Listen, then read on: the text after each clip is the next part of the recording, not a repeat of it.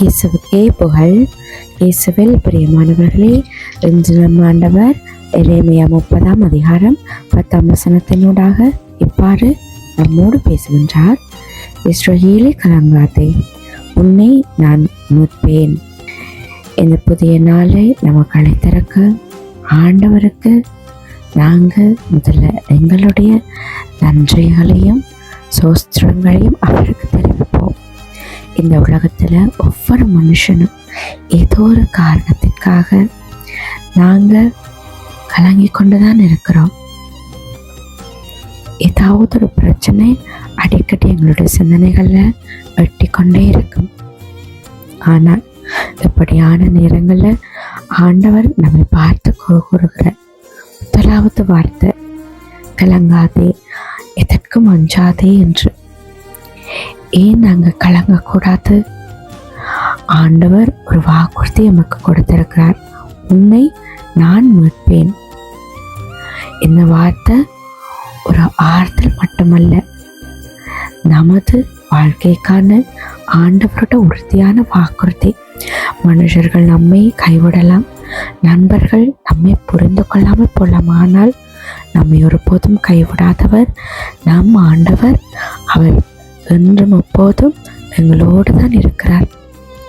அன்றைக்கு இஸ்ரவேல் ஜனங்கள் சிறையிருப்பிலும் துன்பத்திலும் இருந்த போதும் ஆண்டவர் அவர்களை மறந்து விடவில்லை.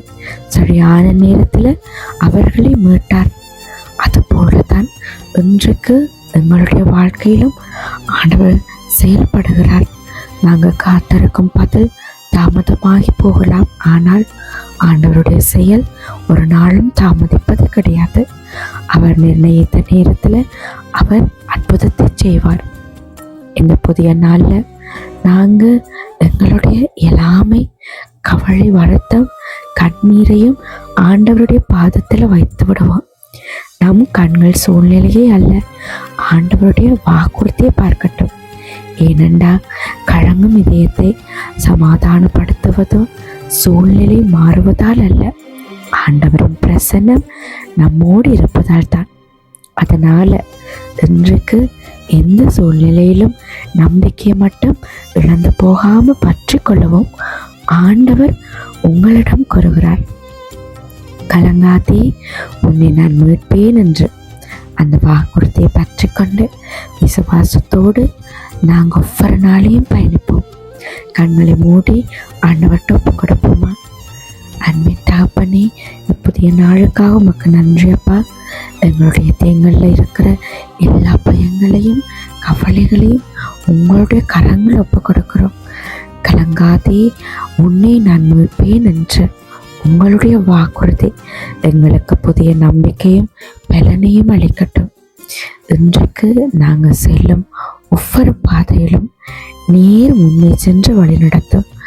எங்கள் குடும்பங்களையும் சபையையும் தேசத்தையும் உமது கரங்கள் ஒப்பு கொடுக்கிறோம் அப்பா. ஒவ்வொருவரையும் உங்களுடைய கரம் கொண்டு ஆசீர்வதித்து பாதுகாத்து கொள்ளுங்க. எங்களுடைய எல்லாமே நீக்கி உங்களுடைய புதிய கிருபையையும் ஆவியையும் எங்களுக்குள்ள நிரப்பி உங்களுடைய பிள்ளையாக நாங்கள் வாழ எங்களுக்கு கிருபை செய்வீராக. ஆமேன்.